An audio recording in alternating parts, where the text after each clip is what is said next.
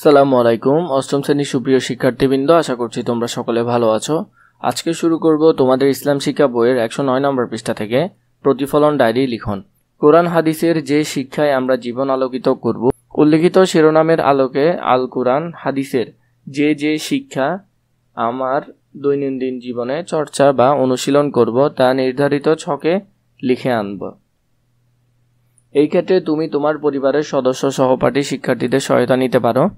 সূরা বা হাদিসের নাম, সূরা হাদিস থেকে যে শিক্ষা পাই, জীবন বাস্তব জীবনে যেভাবে চর্চা করব। সূরা আল মাউন, আশেপাশের মানুষকে দেখানোর জন্য সালাত আদায় করা যাবে না, নিয়মিত যথাসময়ে আল্লাহর সন্তুষ্টি লাভের আশায় সালাত আদায় করব। সূরা কুরাইশ, প্রাপ্ত নিয়ামতের শুকরিয়া আদায় করা, আল্লাহর ইবাদত করার মাধ্যমে শুকরিয়া আদায় করব।